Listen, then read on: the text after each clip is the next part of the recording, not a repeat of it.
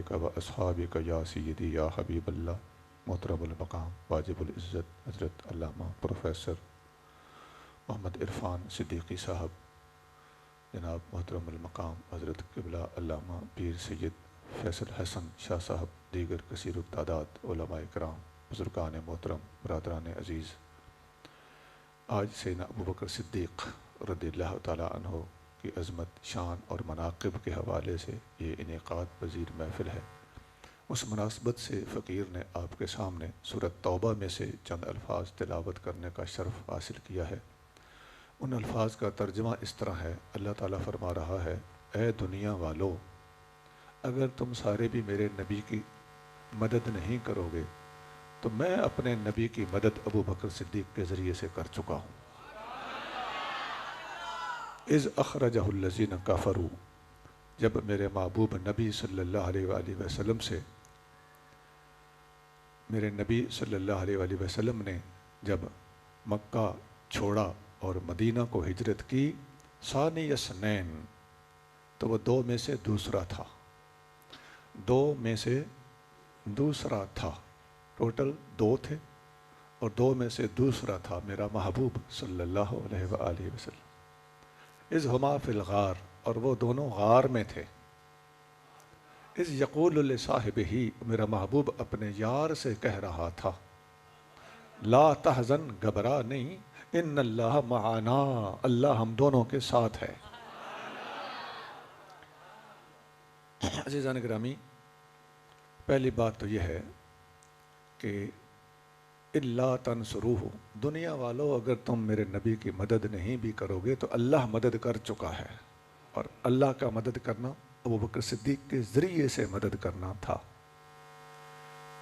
یہ جو الفاظ ہے کہ اگر تم سارے بھی مدد نہیں کرو گے، تو اس کی تشریح کرتے ہوئے علماء نے لکھا ہے اور بہت سارے بزرگوں کے حوالے سے لکھا ہے کہ انہوں نے فرمایا کہ یہ جو لفظ ہے نا کہ اگر تم میرے نبی کی مدد نہ بھی کرو گے تو کیا ہوا، ان الفاظ میں اللہ تعالیٰ نے ساری کی ساری دنیا کے انسانوں کو ایک طرف کر دیا ہے اور ابوبکر صدیق کو حضور علیہ السلام کا ساتھی قرار دے دیا۔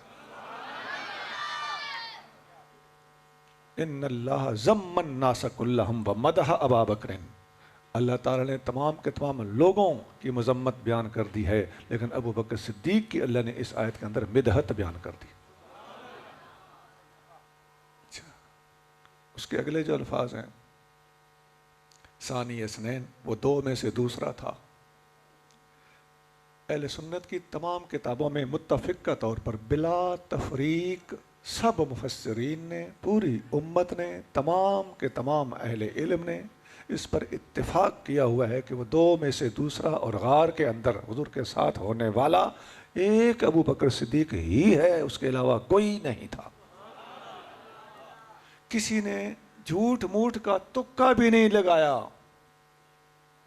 کہ چلو جی، یہ لوگ بڑے جھوٹ بولتے رہتے ہیں نا مخالفین، جہاں موقع ملا وہاں کوئی نہ کوئی راستہ نکال لیا اور صحابہ کرام کی عظمت کو سائڈ پہ کر دیا، یا اپنی مرضی کی کسی ہستی، اللہ تعالیٰ ان کے بھی درجات بلند فرمائے، ہم تو ان کے بھی نوکر ہیں، لیکن موقع یا بے موقع میں فرق ہوتا ہے، حقیقت ہے یا نہیں ہے، بات تو اس کی ہو رہی ہے۔ تو بلا حقیقت اور بے موقع بھی اپنی مرضی کرنے والے لوگ یہاں پر موجود ہیں، لیکن خدا کی قسم ثانی اثنین اور یار غار والا، یہ تو مخالفین نے بھی کہا ہے کہ اس آیت میں ہمارا بس نہیں چلتا، یہاں ابوبکر صدیق ہی مراد ہے۔ ان کی تفسیر کا نام ہے تفسیر قمی، اس لفظ سے ہی سمجھ تو گئے ہوگے، تو طوطے نے کیسی سمجھتے گیا ہوئے گا۔ تفسیر قمی میں لکھا ہوا ہے واقعی لکھا ہوا ہے، جھوٹے پہ لعنت۔ تفسیر قمی میں اس آیت کے تحت لکھا ہوا ہے کہ نبی پاک صلی اللہ علیہ وآلہ وسلم کے ساتھ غار میں فلاں تھا، نہیں نا السلام علیکم منع کے ابا،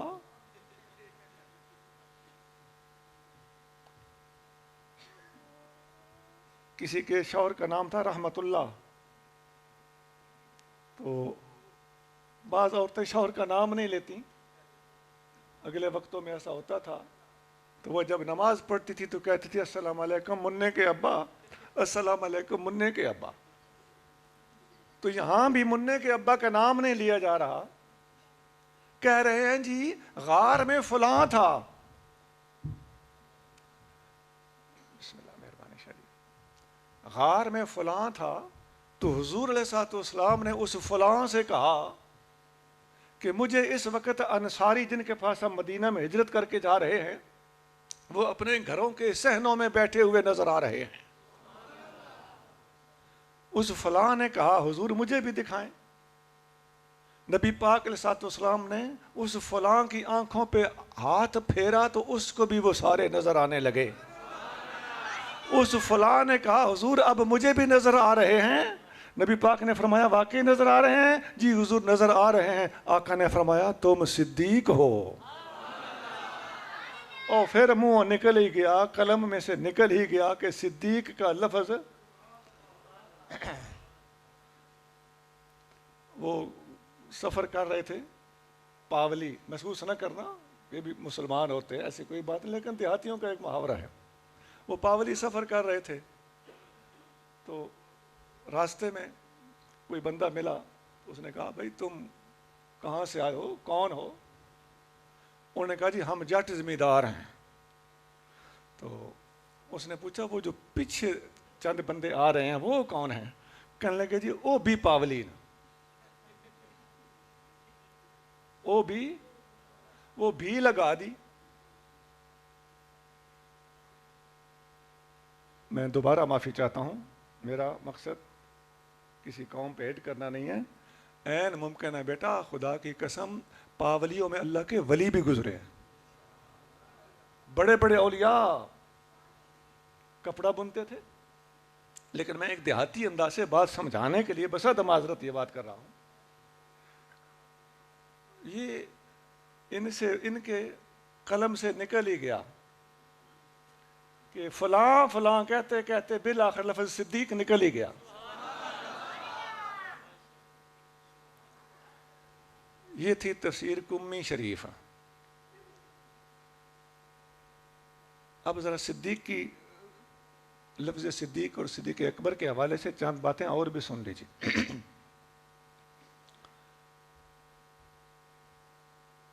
نبی کریم رؤوف الرحیم صلی اللہ علیہ وسلم جب آسمان پر تشریف لے گئے تو آقا کریم صلی اللہ علیہ وسلم نے آسمان پر، ہر آسمان پر دیکھا. آقا خود ارشاد فرماتے ہیں، یہ طبرانی وغیرہ میں حدیث موجود ہے، آپ ارشاد فرماتے ہیں لما عرج بی الی السماء، جب مجھے آسمانوں پر لے جایا گیا، فما مررت بسماء الا وجدت فیہ اسم محمد الرسول اللہ و ابو بکر صدیق خلفی. میں جس آسمان پر سے بھی گزرا میں نے ہر آسمان پر لکھا ہوا دیکھا محمد الرسول اللہ، اور میرے نام کے پیچھے ہر آسمان پہ لکھا ہوتا تھا ابو بکر صدیق. یہ جس کا نام آسمان پہ صدیق لکھا ہو نا، اسی وجہ سے اسے صدیق اکبر کہتے ہیں. اور حضرت علی المرتضیٰ رضی اللہ تعالیٰ عنہ فرماتے ہیں، سند حسن کے ساتھ آپ کا قول کتابوں میں موجود ہے، آپ فرماتے ہیں للہ انزل اسم ابی بکر صدیق من السماء، اللہ تعالیٰ نے آسمانوں سے ابو بکر کا نام صدیق خود نازل کیا ہے. اور مستدرک حاکم وغیرہ میں یہ حدیث موجود ہے کہ نبی کریم صلی اللہ علیہ وسلم کو جب معراج ہوئی تو آپ علیہ الصلوۃ والسلام معراج سے واپس جب تشریف لائے تو آپ نے حضرت جبریل امین سے پوچھا کہ میں اگر یہ واقعہ لوگوں کو بتاؤں کہ میں نے راتوں رات معراج کی ہے تو میری یہ بات کون مانے گا؟ تو حضرت جبریل امین نے نبی پاک علیہ الصلوۃ والسلام کو جواباً بتایا کہ یا رسول اللہ، آپ جب بات کریں گے تو یصدقک ابو بکر، آپ کی تصدیق ابو بکر کرے گا، لأنہ صدیق، اس لیے کہ ابو بکر ہے ہی صدیق.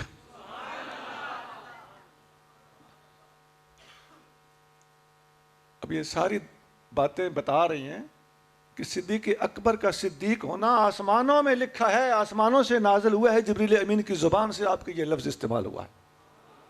اور ساری باتیں ایک طرف، خود قرآن کہتا ہے والذی جاء بالصدق وصدق بہ، صدق لے کر آنے والا میرا محبوب نبی محمد کریم صلی اللہ علیہ وسلم ہے، اور ان کی تصدیق کرنے والا ابو بکر صدیق ہے۔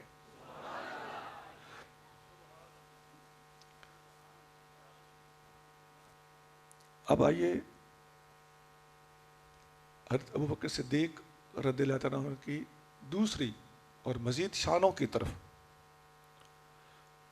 حضرت شاہ ولی اللہ محدث دہلوی نے ازالۃ الخفا میں 10 آیتیں قرآن میں سے نقل کی ہیں، اور ان 10 آیتوں سے بتایا ہے کہ ان آیتوں میں سے ہر آیت پر یا تو امت کا اجماع ہے کہ ابو بکر صدیق کی شان میں نازل ہوئی ہے، یا کم از کم جمہور کا قول ہے کہ ابو بکر صدیق کی شان میں نازل ہوئی۔ کوئی ایک آدھ قول، مرجو قول اور شاذ قول نہیں۔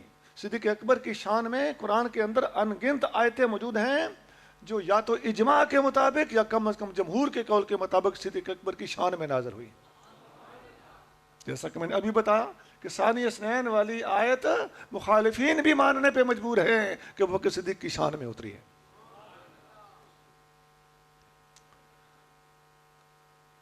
اچھا، قرآن کی ایک اور آیت میں اللہ تعالیٰ فرماتا ہے وَسَيُجَنَّبُهَا الْأَتْقَى، یہ سورۃ اللیل 30واں سپارہ ہے۔ اللہ تعالیٰ فرما رہا ہے سب سے بڑا متقی جہنم کے قریب بھی نہیں جائے گا۔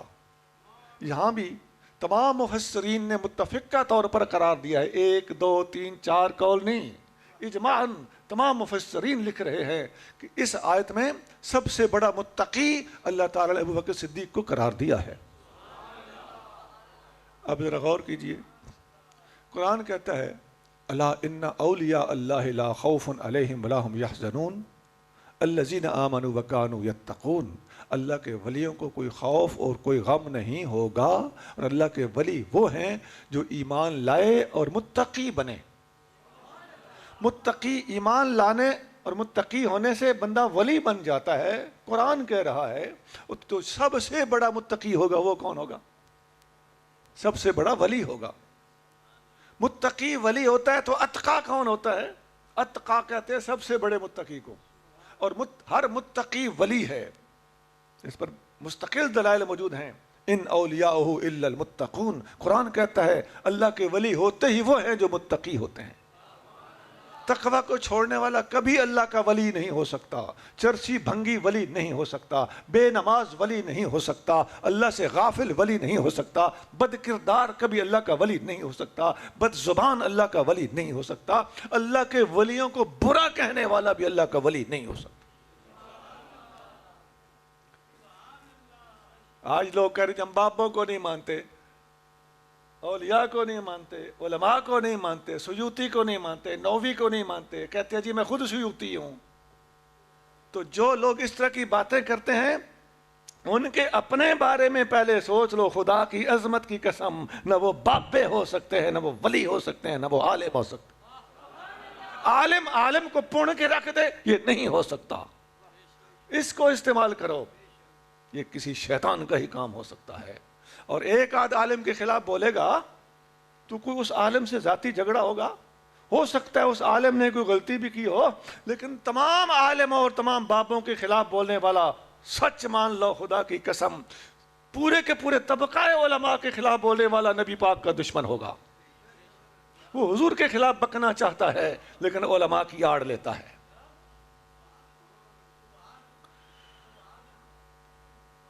اچھا، اور میں اپنے نوجوان بچوں کو بتا دیں، آپ ہم سے پوچھ لیا کریں، یہ نیٹ ہے نا، اسی کو اپنا استاد نہ مان لو۔ حضرت ایوب تابعی رحمت اللہ علیہ فرماتے ہیں اذا اردت ان تعرف خطأ معلمک فجالس غیرہ، یہ جس کو تم سنتے رہتے ہو نا، اس کی اپنی خطائیں جاننا چاہتے ہو تو کسی اور سے بھی ملا کرو۔ فجالس غیرہ، کسی اور کے پاس بھی جا کے بیٹھا کرو، تمہیں لگ سمجھ جائے گی کہ یہ تمہیں کون سی پٹیاں پڑھا رہا ہے۔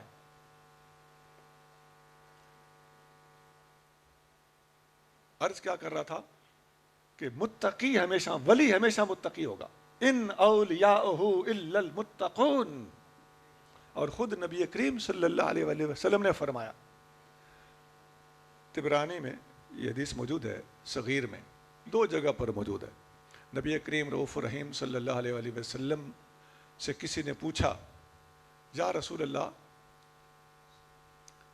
صلی اللہ علیہ وسلم، اللہ کا ولی کون ہوتا ہے؟ آپ صلی اللہ علیہ وآلہ وسلم نے فرمایا کہ کل تقی، ہاں سوال یہ تھا کہ آل محمد کون ہے، نبی پاک صلی اللہ علیہ وسلم کی آل کون کون ہے؟ آپ علیہ الصلوۃ والسلام کل تقی، ہر متقی میری آل ہے۔ ثم قرأ، پھر نبی کریم صلی اللہ علیہ وسلم نے آیت پڑھی، یہی آیت پڑھی، ان اولیاءہ الا المتقون، اللہ کے ولی وہی ہوتے ہیں جو متقی ہوتے ہیں۔ اچھا، تو جب متقی ولی ہے تو سب سے بڑا متقی، جس کو عربی میں اتقا کہتے ہیں، وہ سب سے بڑا ولی ہوگا، اس کا نام ابو بکر صدیق ہے رضی اللہ تعالیٰ عنہ۔ اور ایک حدیث میں آتا ہے، نبی کریم صلی اللہ علیہ وآلہ وسلم نے ارشاد فرمایا کہ آسمان میں میرے 2 وزیر ہیں، جبریل اور میکائیل، اور زمین میں بھی میرے 2 وزیر ہیں، ابو بکر اور عمر۔ ہاں جی، آسمان میں جبریل کیا سیاسی خلیفہ ہے، میکائیل کیا سیاسی خلیفہ ہے؟ جب وہ حضور کے روحانی وزیر ہیں تو پھر ماننا پڑے گا کہ ابو بکر و عمر بھی حضور کے روحانی وزیر ہیں۔ پھر صدیق اکبر رضی اللہ تعالیٰ عنہ ایسی ہستی ہیں کہ ایک دفعہ نبی کریم صلی اللہ علیہ وآلہ وسلم حضرت ابو درداء رضی اللہ تعالیٰ عنہ کو حضور صلی اللہ علیہ وسلم سے آگے لگ کے، حضرت ابو بکر صدیق سے، صدیق اکبر کے آگے لگ کے چلتا ہوا حضرت ابو درداء کو حضور نے دیکھا۔ تو یہ طبرانی میں، ریاض النظرہ میں، متعدد کتابوں میں یہ حدیث موجود ہے۔ نبی کریم صلی اللہ علیہ وسلم ابو درداء کو ٹوکا، فرمایا اتمشی قدام رجل لم تطلع الشمس علی رجل افضل منہ سوى النبیین والمرسلین، اے ابو درداء اس بندے سے آگے لگ کے چل رہے ہو جس سے افضل بندہ نبیوں اور رسولوں کے بعد اس سورج نے نہیں دیکھا۔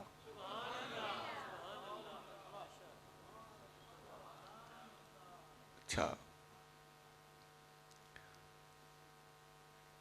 ایک حدیث میں آتا ہے، لو کنت متخذا خلیلا لاتخذت ابا بکر خلیلا، اگر میں کسی کو تنہائی کا یار بناتا تو ابو بکر صدیق کو بناتا۔ اچھا، وہ یار بھی حضور کے تھے، تنہائیاں بھی میسر رہیں، لیکن بات یہ ہو رہی ہے، آقا کے اگلے الفاظ یہ ہیں، ولیکن صاحبکم خلیل اللہ، لیکن میں اللہ کا خلیل ہوں۔ اللہ کا خلیل ہونے کی وجہ سے میں اللہ کے برابر کسی اور کو رکھ نہیں سکتا، لیکن اللہ سے نیچے نیچے کا جہاں تک تعلق ہے، اللہ کے بعد مجھے ابو بکر صدیق جیسا اور کوئی لگتا ہی نہیں۔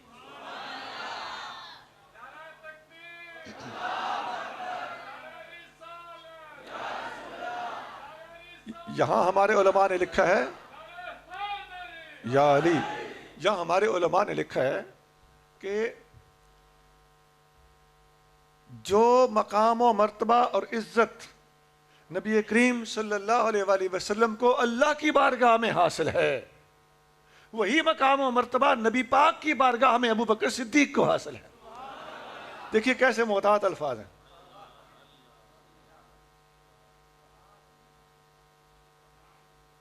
یہ خلیل ہونے کی بات۔ اچھا، حضرت داتا صاحب رحمۃ اللہ علیہ نے ایک بڑا خوبصورت جملہ لکھا ہے کشف المعجوب میں۔ دیکھو نا، ولی ان باتوں کو جان سکتے ہیں۔ داتا صاحب نے ایک شعر لکھا ہے، وہ شعر سنا دیتا ہوں۔ کشف المعجوب میں شروع میں وہ شعر موجود ہے۔ لفظ تصوف کی جہاں پر بحث کرتے ہیں کہ تصوف کا معنی کیا ہے، اس کا مادہ اور ماخذ کیا ہے، اس کے مفاہیم اور مطالب کتنے ہیں، داتا صاحب کھل کے لکھتے ہیں وہاں پر، لیکن صدیق اکبر کا تذکرہ وہاں کر دیتے ہیں، حالانکہ مناقب صدیق اکبر کا باب الگ ہے۔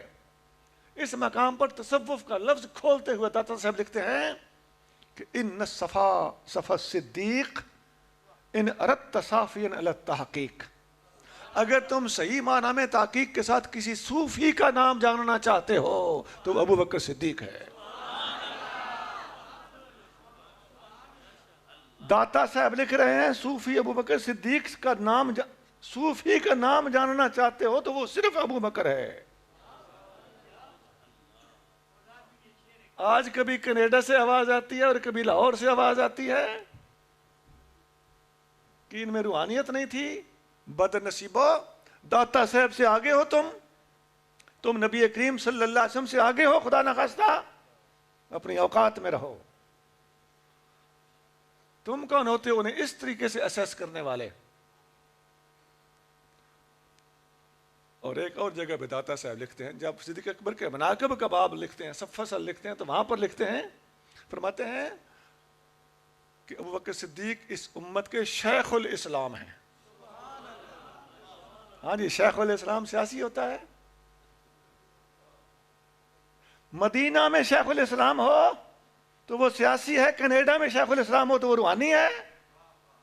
لکھ لعنت اس فرق پہ.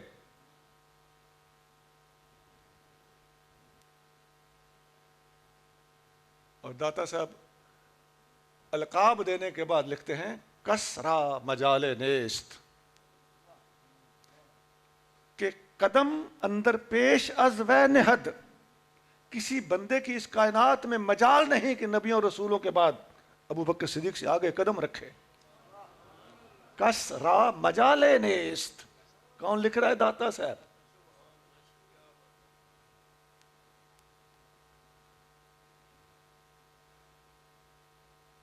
اور ایک اور بات بھی واضح کر دوں،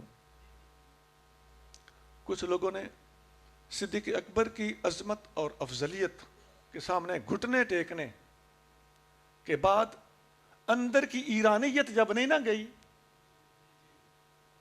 تو پھر اس پر طرح طرح کے اٹیک کرنے اور سجیوں کھبیوں بہانے بنا کے لفظ افضلیت کا زبان پہ لانے کی مجبوری بن گئی. لیکن ہیلے بہانے ایسے کیے کہ لے دے کے پھر افضلیت کا انکار کسی اور طریقے سے ہو ہی جائے. کہنے لگے جی افضل تو ابو بکر صدیق ہی ہیں، لیکن علم میں حضرت ابو بکر صدیق آگے نہیں ہے. جناب، افضلیت کی بنا پر ہی خلافت ہوئی تھی اور عالمیت کی بنا پر افضلیت ہے. اور اس امت میں سب سے بڑے عالم کا نام ابو بکر صدیق ہے. تم اس کی نفی کسی ٹوٹی پھوٹی کتاب میں بھی نہیں دکھا سکتے، اور ہم دنیا کے بڑے بڑے علماء اور تقریباً پوری کی پوری امت کو ایڑیاں اٹھا کے گواہی دیتا ہوا ہم دکھا سکتے ہیں. خود نبی کریم رؤوف الرحیم صلی اللہ علیہ وآلہ وسلم نے فرمایا ہے کہ امامت کے مصلی پہ اس کو کھڑا کیا کرو جو سب سے بڑا عالم ہو. آقا علیہ الصلوۃ والسلام نے خود امامت کے مصلی پہ کس کو کھڑا کیا؟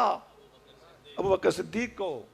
مرو ابا بکر فلیصلی بالناس، حدیث بخاری میں بھی ہے، حدیث مسلم میں بھی ہے کہ ابو بکر سے کہو لوگوں کو نماز پڑھائے. آقا کا اپنا پیمانہ، اپنا عطا کیا ہوا معیار ہی یہ ہے کہ جو امامت کے مصلی پہ کھڑا کیا جائے وہ پوری قوم میں علم میں آگے ہونا چاہیے. تو آقا نے اپنے معیار اور اپنے پیمانے کے مطابق ہی صدیق اکبر کو کھڑا کیا نا. اب چکر بازیاں سجیاں کھبیاں مارتے ہو، خود نہیں بدلتے ہو، قرآن کو بدل دیتے ہو.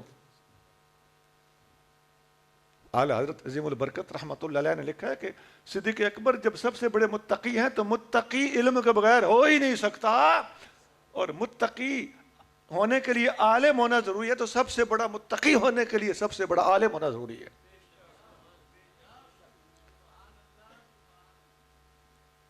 اب دانت پیستے رہ جائیں گے. تصریحات دکھا رہا ہوں، کھچا تانیاں کرتے ہیں.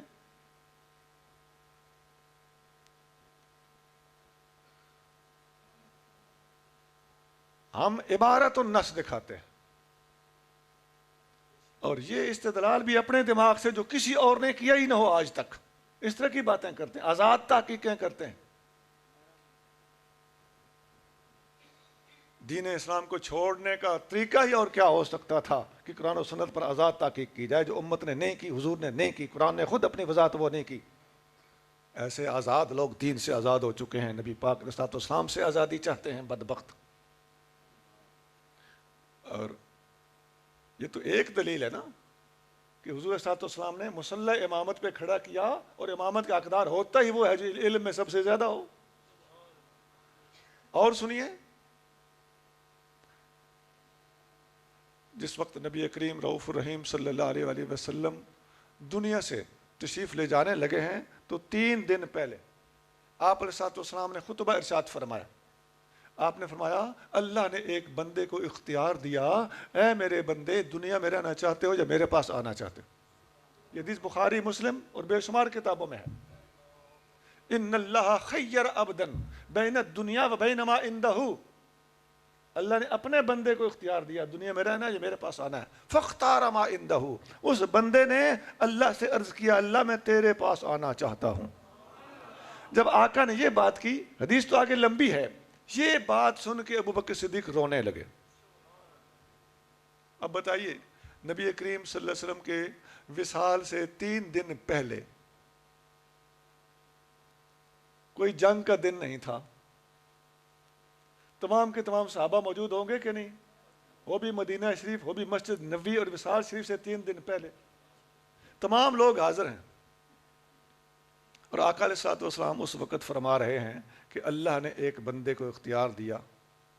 اب یہ جو الفاظ تھے نا، پورے کا پورا مجمع صحابہ کرام موجود ہے، مسجد نبوی کھچا کھچ بھری ہوئی ہے، اور سوائے ابو بکر صدیق کے اس بات کی گہرائی میں کوئی نہ اتر سکا. سب نے بات سن لی لیکن صدیق اکبر اکیلے تھے جو رونے لگے. جب آپ روئے تو ابو سعید خدری اس حدیث کو جو روایت کرنے والے ہیں وہ کہتے ہیں کہ ہم نے سوچا اس میں رونے کی کیا بات ہے، نبی پاک علیہ السلام تو ایک بندے کی بات کر رہے ہیں. لیکن ابو سعید خدری فرماتے ہیں کہ 3 دن بعد ہمیں سمجھ آئی، جب آقا نے پردہ فرمایا تو ہم سمجھ گئے کہ وہ بندہ تو خود حضور تھے. آقا اپنی بات خود ایک بندہ کہہ کے کر رہے تھے. وَكَانَ أَبُو بَكْرٍ أَعْلَمَنَا، اور ابو بکر ہم میں سب سے بڑا عالم تھا. یہ جو ہے نا کان ابو بکر اعلمنا، ابو بکر ہم میں سب سے بڑا عالم تھا. ابو سعید خدری کے اس جملے کی، ان الفاظ کی تردید کسی صحابی سے منقول نہیں ہے. علامہ بدر الدین عینی نے عمدۃ القاری کے اندر جو بخاری کی شرح ہے یہی الفاظ لکھے ہیں کہ اس کی تردید کسی نے نہ کی. ایک صحابی بات کرے دوسرے تمام صحابہ چپ کر کے اس کو مان لیں، صحابہ کا اجماع ثابت ہو جاتا ہے. اسے اجماع سکوتی کہتے ہیں. تو گویا تمام صحابہ اس پر متفق ہو گئے کہ کان ابو بکر اعلمنا. یہاں ایک اور بات بھی سن لیجئے. امام قرطبی ایک مفسر ہیں، ان کے استاد ہیں جو بخاری مسلم شریف کے شارح ہیں، ابو العباس قرطبی، ان کو بھی قرطبی ہی کہتے ہیں. انہوں نے مسلم شریف کی شرح لکھی المفہم. اس شرح میں یہ حدیث بخاری میں بھی ہے اور مسلم میں بھی ہے. جہاں یہ حدیث مسلم شریف میں ہے اس کی شرح میں ابو العباس قرطبی رحمۃ اللہ، امام قرطبی مفسر کے استاد، وہ لکھتے ہیں خدا کی قسم وہ مقام علماء کے پڑھنے کے قابل ہے. میں تمام اہل علم اور اہل ذوق سے درخواست کرتا ہوں کہ یہ مقام کھول کے ضرور پڑھنا. لگ سمجھ جائے گی، آسواد جائے گا. وہ لکھتے ہیں کہ ابو بکر صدیق کا اس وقت رو پڑھنا تمام صحابہ میں ابو بکر صدیق کے ذہین ہونے کا ثبوت ہے، تمام صحابہ میں ذکی ہونے کا ثبوت ہے، تمام صحابہ میں معاملہ فہم زیادہ ہونے کا ثبوت ہے، تمام صحابہ میں نبی پاک کے مزاج کو سمجھنے والا ہونے کا ثبوت ہے. مزاج شناس رسول بھی صدیق اکبر ہیں، عالم بھی صدیق اکبر ہیں، ازکا بھی صدیق اکبر ہیں، اتقا بھی صدیق اکبر ہیں، اور ذہین ترین انسان بھی اس امت میں حضور کے بعد ابو بکر صدیق. یہی بات تقریباً امام باقلانی نے بھی لکھی. ہم اپنے پاس سے تکے نہیں لگاتے، آزاد تحقیقیں کیے پھرتے ہیں. رجل مسلم کا معنی پتہ نہیں کیا لے لیتے ہیں.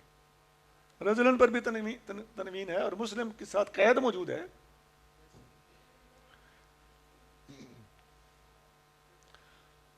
اچھا جی،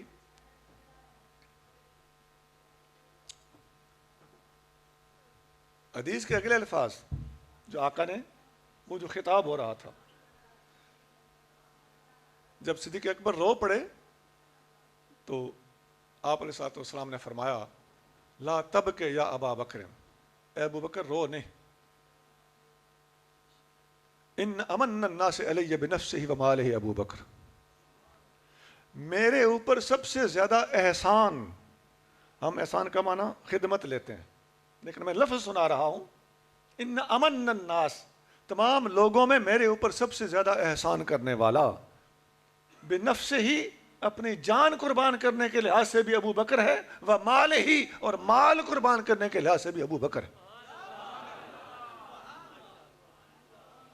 وہ صرف مال ہی قربان نہیں کہ گھر کا سارا سامان لے کر آ گئے، وہ حدیث صحیح ہے، لیکن مال سے پہلے حضور صلی اللہ علیہ وسلم نے جب گنا تو جان پہلے گنی، مال بعد میں رکھا، بنفس ہی و مال ہی۔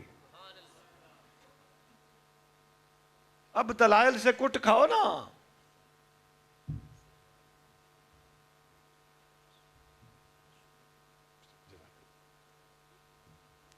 یہ مال بعد میں اور جان پہلے۔ یہاں میں اسی حدیث کو پھر آگے باقی حصہ بعد میں عرض کرتا ہوں۔ ایک اور حدیث یہاں لگا دینا مناسب سمجھتا ہوں، بخاری شریف میں ایک اور حدیث ہے، حضرت ابو بکر صدیق اور عمر فاروق رضی اللہ عنہ دونوں کے درمیان کوئی برادرانہ نوک جھوک ہو گئی، نبی کریم رؤوف رحیم صلی اللہ علیہ وسلم کے پاس دونوں پہنچے، ایک نے کہا حضور میری غلطی ہے، دوسرے نے کہا حضور میری غلطی۔ اللہ والوں کا یہ طریقہ ہوتا تھا۔ نبی پاک صلی اللہ علیہ وآلہ وسلم سمجھ گئے آقا سے زیادہ سمجھدار کون ہو سکتا ہے۔ آقا علیہ الصلوۃ والسلام جانتے تھے کہ فاروق اعظم کی طبیعت جلالی ہے۔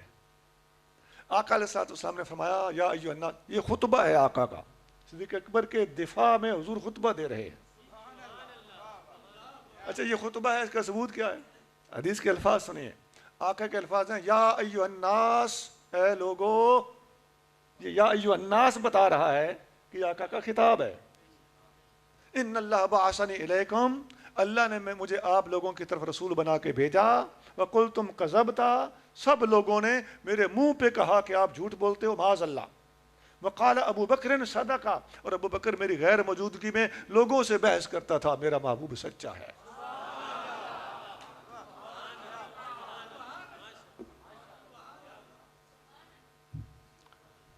وَوَاسَانِي بِنَفْسِهِ وَمَالِهِ، ابو بکر صدیق نے میری خدمت کی بِنَفْسِهِ وَمَالِهِ، اپنی جان کے ذریعے سے بھی اور اپنے مال کے ذریعے سے بھی۔ یہاں پھر وہی لفظ ہیں بِنَفْسِهِ وَمَالِهِ، پہلے جان اور پھر مال۔ آقا علیہ الصلوۃ والسلام نے ایک جگہ نہیں، یہ میں 2 دفعہ بخاری میں سے دکھا رہا ہوں، بخاری اور مسلم میں سے۔ اچھا جی، ویسے ایک اور بات کر دوں، یہ جان قربان کرنا اور مال قربان کرنا خدمتیں ہیں نا، تو ایک جان قربان کرنے کا مطلب یہ ہے کہ ابو بکر صدیق نے جان کی پرواہ نہیں کی، جاتی ہے تو جائے، اس مالک نے لی نہیں، ابو بکر نے پیش کرنے میں کبھی نہیں کی۔ بھائی سانپ سے ڈنگ کھا لینا جان پیش کرنا ہے کہ نہیں؟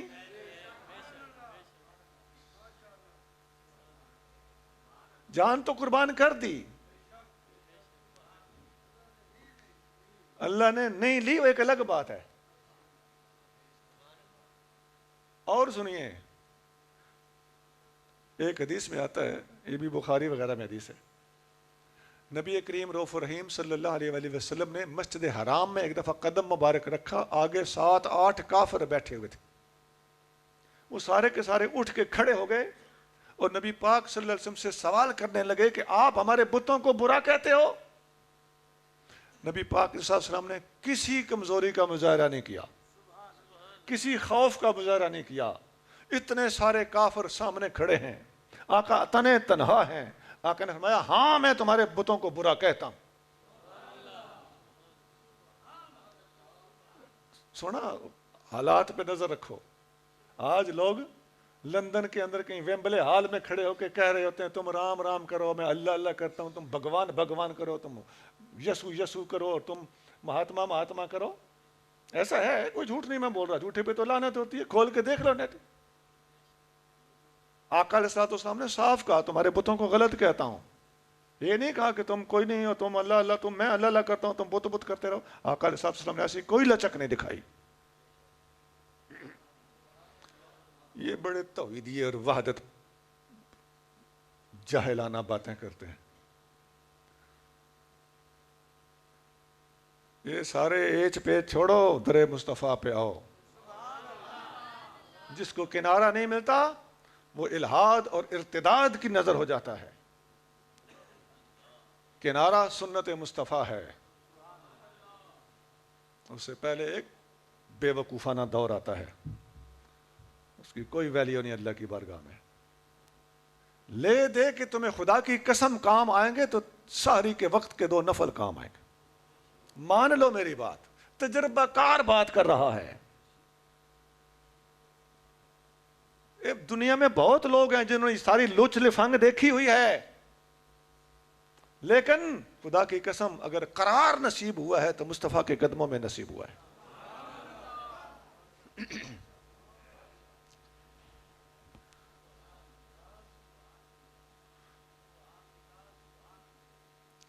عرض یہ کر رہا تھا کہ بخاری شریف میں وہ جو حدیث ہے کہ کافر کھڑے ہو کے آقا کو پوچھتے ہیں کہ آپ ہمارے بتوں کو برا کہتے ہیں, تو آقا نے فرمایا ہاں میں برا کہتا ہوں. سارے الجھ پڑے, جنگ شروع ہو گئی. آقا اکیلے ہیں, وہ کئی ہیں. ایک بندہ دوڑتا ہوا صدیق اکبر کے پاس گیا. یہ کئی حدیثوں میں, کسی کتاب میں یہ کئی کوٹڈ ہے یہ واقعہ, بخاری کے اندر یہ ڈائریکٹ موجود ہے, ٹو دا پوائنٹ. وہ دوسری کتابوں میں آتا ہے کہ ایک بندہ دوڑتا ہوا صدیق اکبر کے پاس گیا, یہ مجموع الزوائد وغیرہ میں, جا کے کہنے لگا یا ابا بکر ادرک صاحبک, ابو بکر اپنے یار کو پہنچ. اب پڑھ, وہ گھر کا کوئی کام کر رہے تھے, لکڑی کاٹھی کو سدھار رہے تھے, کوئی رسی وٹ رہے تھے. وہ ڈھیرنا انہوں نے وہ پھینکا اور سیدھا حضور صلی اللہ علیہ وسلم کی خدمت میں دوڑتے ہوئے مسجد حرام میں پہنچے. آگے دیکھا کہ آقا صلی اللہ علیہ وسلم اکیلے ہیں اور یہ پتہ نہیں کتنے ہیں. صدیق خدا کی قسم عزیزو حدیث پڑھنے کے قابل ہے. صدیق اکبر نے نہ آؤ دیکھا نہ تاؤ, سر ڈا کے کسی کے ڈڈ میں ٹکر مارتے ہیں, کسی کو ہتھلتے ہیں, کسی کو گھسیٹتے ہیں, کسی کو دھکا مارتے ہیں. وہ یدع ھذا و یطلطل ھذا و یجر ھذا.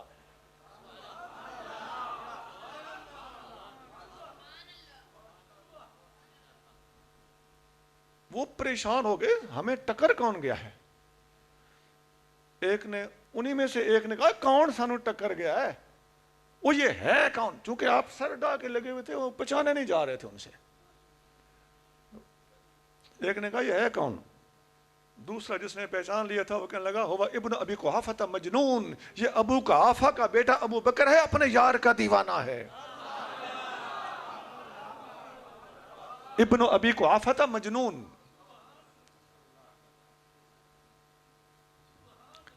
عشق دے جھلے ہی بازی لے گئے, عقل منداں ایویں عمراں گالیاں.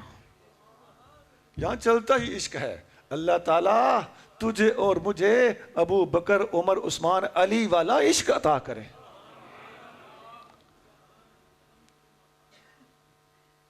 اچھا, پھر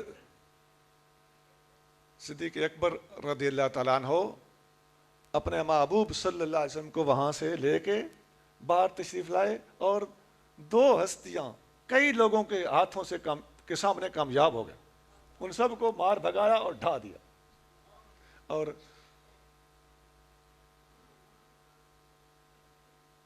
آپ پوچھ رہے تھے کہ جان قربان کرنا سمجھ میں نہیں آتا.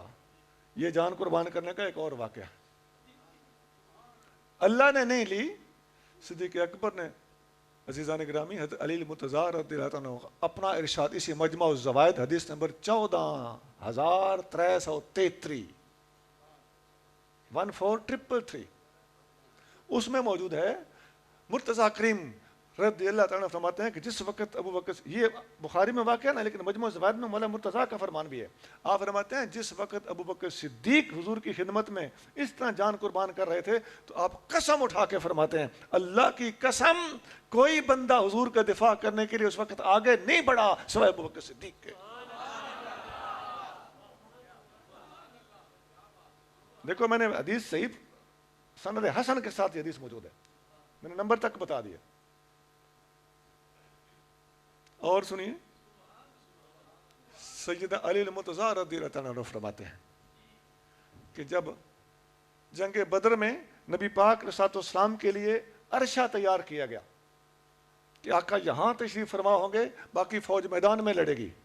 ابوبکر صدیق ہاں نبی کریم رؤوف رحیم صلی اللہ علیہ وسلم کے ذاتی پہرے دار کے طور پر بندہ منتخب کرنا تھا، تو یہاں پھر قسم اٹھاتے ہیں، یہ قسم قابل غور ہے، وہاں بھی قسم اٹھائی، یہاں پھر قسم اٹھاتے ہیں، فرماتے ہیں اللہ کی قسم یہ بھاری ذمہ داری قبول کرنے کے لیے کوئی تیار ہی نہیں ہو رہا تھا سوائے ابوبکر صدیق کے۔ ابوبکر صدیق تلوار لہراتا ہوا نبی پاک صلی اللہ علیہ وسلم کے پاس کھڑا ہو گیا، اور جب بھی کوئی خطرہ حضور کی طرف بڑھتا تھا ابوبکر صدیق اس کو آڑے ہاتھوں لیتا تھا، شاہرن سیفہ۔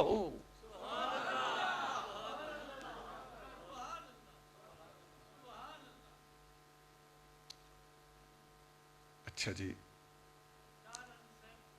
شاہرن، شاہر کا مطلب ہوتا ہے اپنی تلوار کو لہراتا چمکاتا ہوا، شہیر شہرت والی چیز کو کہتے ہیں، اور شاہر اور شہیر دونوں کا ایک ہی معنی ہوتا ہے، اس میں فاعل ہیں دونوں۔ اپنی تلوار کو لہراتا ہوا اس بندے کو آڑے ہاتھوں لیتا تھا جب خطرہ حضور کی طرف بڑھتا تھا۔ یہ آپ نے ضمناً سوال کیا تو میں نے اس کے بارے میں تھوڑا سا عرض کر دیا۔ ہاں یہاں آپ فرماتے ہیں فہذا اشجع الناس، یہ علی المرتضیٰ کا فرمان ہے، آپ فرماتے ہیں رضی اللہ تعالیٰ عنہ، آپ فرماتے ہیں یہ ابو بکر صدیق ان وجوہات کی بنا پر میں کہتا ہوں، میں علی المرتضیٰ کہتا ہوں، آپ فرماتے ہیں میں کہتا ہوں کہ ابو بکر صدیق سب سے بڑا، فہذا اشجع الناس، یہ امت میں سب سے بڑا بہادر ہے۔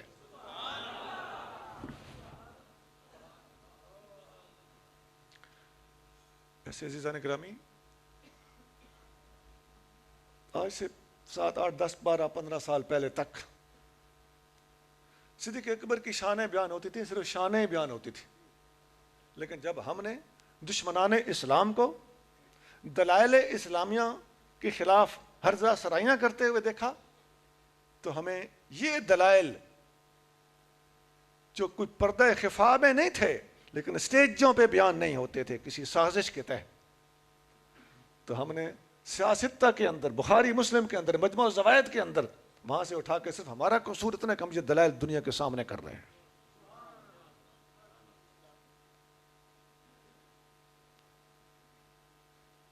اچھا جی، بات ہو رہی تھی صدیق اکبر کے سب سے بڑا عالم ہونے کی، اور حدیث سنا رہا تھا خطبے کی، آقا کا آخری خطاب، اس میں صدیق اکبر رضی اللہ عنہ جب آقا کے الفاظ سنے کہ اللہ نے ایک بندے کو اختیار دیا میرے پاس آنا ہے جو دنیا میں رہنا ہے، تو صدیق اکبر رونے لگے۔ تو آقا نے فرمایا ان امن الناس علی بنفسہ ومالہ ابو بکر، میرے اوپر سب سے زیادہ خدمات جان قربان کرنے کے حوالے سے بھی ابو بکر کی ہیں، مال قربان کرنے کے حوالے سے بھی ابو بکر کی۔ صحابہ کرام علیہم رضوان نے مسجد نبوی کے چاروں طرف ان کی رہائشیں تھیں، ہر صحابی نے اپنی سہولت کے لیے مسجد میں آنے کی خاطر اپنے گھر میں سے دروازہ نکالا ہوا تھا، کھڑکی کھولی ہوئی تھی۔ نبی کریم صلی اللہ علیہ وسلم نے فرمایا میرے بعد تمام کھڑکیاں بند کر دی جائیں، اور میرے بعد مسجد میں اگر کوئی ڈائریکٹ آ سکتا اپنے گھر سے تو صرف ابو بکر صدیق ہے، ابو بکر صدیق کی کھڑکی کھلی رکھو، باقی تمام کھڑکیاں بند کر دی جائیں۔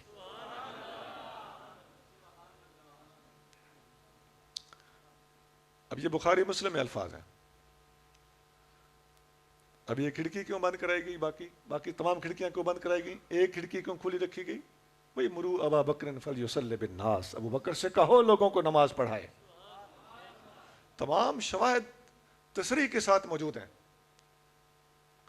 اچھا جی، اس حدیث میں جو الفاظ تھے جن سے میں نے استدلال کیا، یا براہ راست الفاظ ہیں، استدلال کی ضرورت ہی نہیں ہے، سیدھی سیدھی دلیل ہے، کان ابو بکر اعلمنا، ابو بکر اس امت میں سب سے بڑے عالم تھے۔ اچھا ایک اور حدیث سنیے، نبی کریم رؤوف الرحیم صلی اللہ علیہ وآلہ وسلم کی وصال کے موقع پر تمام صحابہ پریشان تھے، اپنی اپنی کیفیت طاری تھی۔ حضرت عثمان غنی رضی اللہ تعالیٰ عنہ پر اتنی پریشانی طاری تھی کہ آپ بیٹھے ہوتے آپ کو پتہ ہی نہیں چلتا تھا میرے پاس سے کون گزر گیا ہے، کوئی سلام دیتا تو آپ کو سلام کا جواب دینے کے لیے بھی توجہ نہیں ہوتی تھی۔ اب جب عین تازہ وصال تھا، نبی کریم صلی اللہ علیہ وآلہ وسلم چارپائی پر آرام فرما تھے تو اس وقت عمر فاروق کہہ رہے تھے جس نے کہا کہ میرے محبوب وفات پا گئے ہیں میں اس کی گردن اتار دوں گا. ابوبکر صدیق پہنچے. صدیق اکبر نے عمر سے کہا اے عمر بیٹھ جاؤ. اچھا یہ واقعہ میں بتا دوں, میں ہر بات کی کا حوالہ دیتا آ رہا ہوں, یہ بھی بخاری شریف میں ہے. لوگ ٹوٹے پھوٹے ڈائجسٹوں سے اور اخباروں سے باتیں لے آتے ہیں کوڑ کڑال, لیکن ہم سیاستہ میں سے حدیثیں دکھا رہے ہیں اور بخاری مسلم میں سے دکھا رہے ہیں, تو ان بے انصافوں کو یہ باتیں قبول نہیں ہوتی. ایک جاتے جاتے بات کر دوں, آج کل نیٹ پہ کہا جا رہا ہے جی یہ ساری حدیثیں جو ہے نا یہ بنو امیہ کے دور میں تیار کی گئی ہیں. لعنت اللہ علی الکاذبین. اول تو بنو امیہ کا دور ہوتا بھی تو محدثین کی احتیاط اتنی زیادہ ہے کہ پوری سند کے ساتھ بات جب لاتے ہیں تو کسی سے ڈرتے نہیں ہیں. یہ بات کہتے وقت خدا کا خوف ہونا چاہیے تھا. نمبر 2, بنو امیہ کا دور سن 41 ہجری سے شروع ہوتا ہے اور سن 132 ہجری پہ ختم ہو جاتا ہے, اور دنیا کی کوئی کتاب 132 سے پہلے نہیں لکھی گئی. موطا امام مالک دنیا میں پہلی حدیث کی کتاب ہے. امام مالک 179 اس میں فوت ہوئے ہیں, اور بنو امیہ کے تقریباً آپ کہہ لو کہ 50 سال بعد, 45-50 سال امام مالک فوت ہوئے ہیں. تو وہ پہلی کتاب ہے.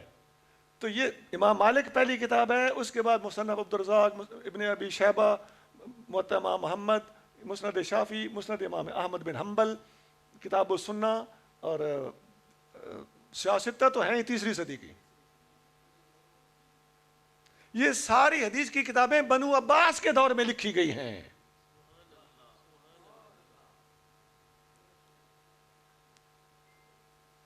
اچھا, لیکن جو اسلام کی دشمنی پہ اترا ہوا ہو نا, اس کو جھوٹ بولتے شرم نہیں آتی.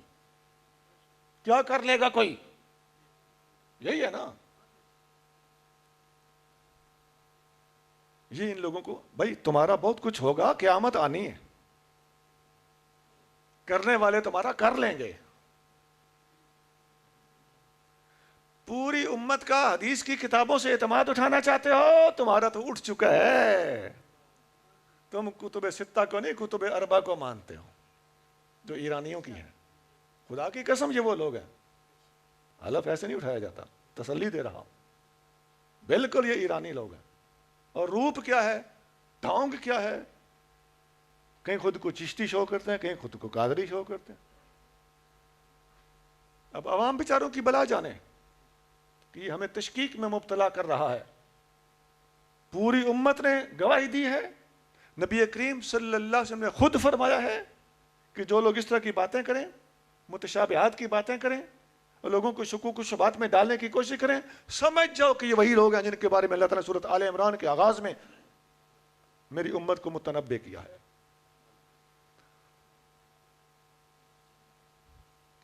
باقاعدہ یہ لفظ اور مقامات پر بول بھی رہے ہیں, یہ مسئلہ ظنی ہے, یہ قطعی ہے, یہ ہے, یہ میں بتاؤں تمہارے کتنے مسئلے ہیں جو ظنی, تم ظنی تو کیا ان کا وجود تک ثابت نہیں کر سکتے, ظنی قطعی کی حد تک اگر میں سوال اٹھاؤں گا تو.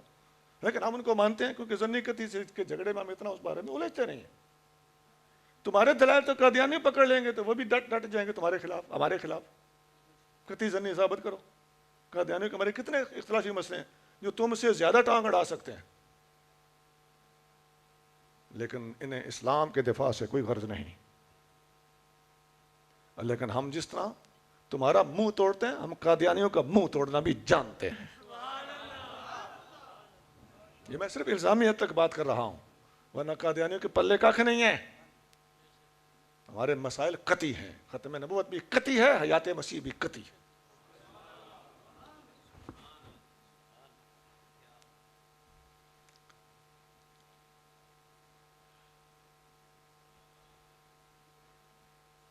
اچھا, اب جو حدیث سنا رہا تھا, صدیق اکبر آئے, فاروق اعظم جلال میں ہیں جس نے کہا آقا کا وصال ہو گیا, میں اسے مار دوں گا. صدیق اکبر نے خطبہ دیا, حمد اللہ وثنا علیہ، آپ نے اللہ کی حمد و ثنا بیان کی. پھر آپ نے یا ایھا الناس من کان منکم یعبد اللہ الذی فی السماء فإن الہ لم یمت من کان منکم یعبد محمدا فإن الہ قد مات. پھر آپ نے آیت پڑھی. صدیق اکبر نے آیت قرآن کی پڑھ کے نبی پاک نے صلی اللہ علیہ وسلم کے پردہ فرمانے پر استدلال کیا. صدیق اکبر نے آیت کون سی پڑھی؟ چوتھے سپارے میں سے پڑھی. پڑھا وما محمد الا رسول قد خلت من قبلہ الرسل، محمد صلی اللہ علیہ وسلم اللہ کے رسول ہیں، آپ سے پہلے بھی رسول دنیا سے جاتے رہے ہیں، آپ کا پردہ فرمانا شان رسالت کے خلاف نہیں ہے.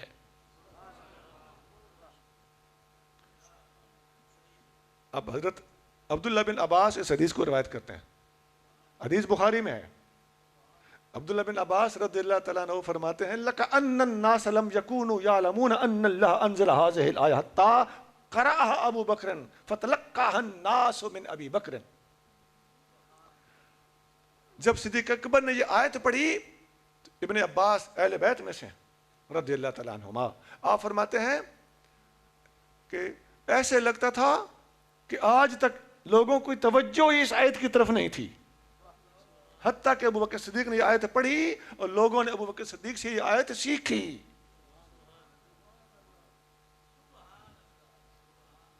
اچھا، پھر لوگ وہاں سے جب اٹھے تو تمام صحابہ کی زبان پر یہی آیت جاری تھی، وما محمد الا رسول قد خلت من قبلہ الرسل. اس حدیث کے تحت ہمارے علماء نے لکھا ہے، اکا دکا نہیں، کثرت سے علماء لکھتے ہیں اس حدیث کی شرح میں کہ یہ حدیث اس بات کا ثبوت ہے کہ ابو بکر صدیق تمام صحابہ کرام میں سب سے بڑے عالم تھے. کسی کے خواب خیال میں بھی نہیں تھا کہ یہاں ماں محمد اللہ رسول فٹ ہو سکتی ہے. لَكَأَنَّ النَّاسَ لَمْ يَكُونُوا يَعْلَمُونَ، لَمْ يَكُونُوا يَعْلَمُونَ کا کیا معنی ہے؟ اچھا، اور لَكَأَنَّ النَّاسَ بھی ساتھ لگا رہا ہوں چونکہ الفاظ حدیث کے یہ ہیں. ایسے لگتا تھا کہ کسی کو اس آیت کا پتہ نہیں ہے، یہ یہاں چسپاں ہوگی. اور سنیے، جب آقا کریم صلی اللہ علیہ وآلہ وسلم کا وصال ہو گیا تو آپ علیہ الصلوۃ والسلام کے پردہ فرمانے کے بعد بہت سے لوگ مرتد ہوئے. مرتدوں کی کئی قسمیں تھیں. نبوت کا دعویٰ کرنے والے ایک مرتد، زکوٰۃ کا انکار کرنے والے دو مرتد، اور نئے نئے جو مسلمان ہوئے تھے دیہاتوں کے رہنے والے اعرابی، وہ تیسرے مرتد. 3 قسم کے لوگ کھڑے ہو گئے. اور ایک مسئلہ اور بھی تھا، وہ فتنہ، وہ ارتداد کا تعلق نہیں تھا اس سے، وہ تھا اسامہ بن زید رضی اللہ تعالیٰ عنہ کا لشکر جو حضور صلی اللہ علیہ وسلم نے خود تیار کیا تھا. صدیق اکبر نے اس لشکر کو فوراً سب سے پہلے روانہ کیا اور ان 3 محاذوں کے اوپر جنگ کرنی شروع کر دی. ڈھیلے نہیں پڑے. لوگوں نے، صحابہ نے عرض کیا امیر المومنین، نیا نیا آقا کریم صلی اللہ علیہ وسلم نے پردہ فرمایا ہے، اسامہ بن زید کا لشکر نہ بھیجیے، حالات سازگار ہو جائیں، لشکر چلا جائے گا. صدیق اکبر نے کہا جس جھنڈے کو حضور نے اپنے ہاتھ سے باندھا ہے ابو بکر اس جھنڈے کو نہیں کھول سکتا.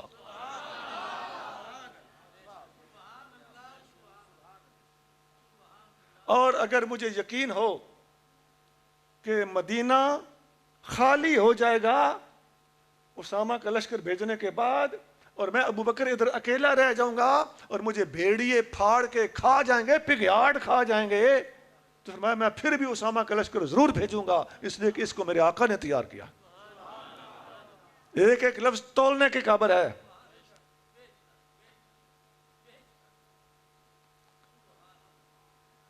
اگر بچپن کے دودھ میں ہمت ہے تو ایسی صدیق اکبر کی یہ شان کسی اور میں تم نہیں دکھا سکتے.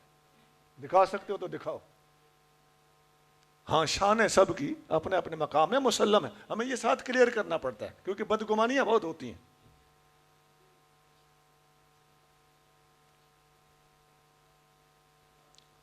اچھا، پھر جب مختلف صحابہ نے آ کے اس موضوع پر اور بھی مرتدین کے بارے میں بھی بحث کی کہ ابھی حالات ٹھیک نہیں، صدیق اکبر ڈٹے رہے. آپ کا مقصد یہ تھا کہ آج اگر میں ڈھیلا پڑ گیا تو قیامت تک آنے والی امت کے لوگ اور یہ تمہارے جیسے 2 نمبرے لوگ انہوں نے کہنا تھا جی یہ تو ظنی ہے، یہ قطعی نہیں تھا، قطعی ہوتا تو صدیق اکبر ضرور سٹیپ اٹھاتے، لیکن صدیق اکبر نے وہ کام کر کے دکھایا کہ پوری امت کے لیے قیامت تک آنے والے 2 نمبرے لوگوں کا منہ بھی بند کر دیا، اور جرت اور بہادری کے دریا بھی پوری امت کے اندر بہہ گئے کہ یوں باطل کا مقابلہ کرنا ہوتا ہے۔ صدیق اکبر رضی اللہ تعالیٰ عنہ کا ایک جملہ، مختلف صحابہ آ کے باری باری، حضرت فاروق اعظم نے آ کے بحث کی۔ فاروق اعظم کہتے ہیں بعد میں مجھے سمجھ آئی کہ اللہ نے ابو بکر کا سینہ کھول دیا تھا، میرا بھی سینہ اللہ نے بعد میں کھول دیا، مجھے سمجھ آ گئی کہ یہ ٹھیک کہہ رہا ہے۔ اور حضرت پیر میل علی شاہ صاحب رحمۃ اللہ علیہ نے اپنی کتاب تصفیہ میں لکھا ہے، اور کتابوں میں بھی ہے، لیکن میں یہ حوالہ خاص طور سے دے رہا ہوں۔ آپ لکھتے ہیں کہ سیدنا علی المرتضیٰ رضی اللہ تعالیٰ نے بھی صدیق اکبر سے آ کے بحث کی کہ یہ اس وقت اتنی کارروائی کرنے کا موقع مجھے نہیں لگتا۔ صدیق اکبر نے علی المرتضیٰ کو بھی قائل کر لیا۔ فہم و ذکا دونوں میں ہے، رجل مسلم دونوں ہیں، لیکن صدیق اکبر نے مولا مرتضیٰ کو بھی قائل کر لیا، اور وہ اعلیٰ ظرف لوگ تھے، جب بات دل میں اتر گئی، دلیل نے قائل کر لیا، تو پھر وہاں نفس پرستیاں نہیں ہوا کرتی تھی۔ وہ تم جیسے نہیں تھے، خدا کی قسم ہم جانتے ہیں کہ علی المرتضیٰ تم جیسے نہیں تھے، وہ تم جیسے فتویٰ باز نہیں تھے، خدا کی قسم علی المرتضیٰ اس وقت بھی ہمارے ساتھ تھے، آج بھی ہمارے ساتھ۔ تمہیں تو 80 کوڑے لگیں گے، اگر وہ تشریف لے آئے نا تو تمہیں 80 کوڑے لگیں گے، اس لیے وہ آج بھی ہمارے ساتھ۔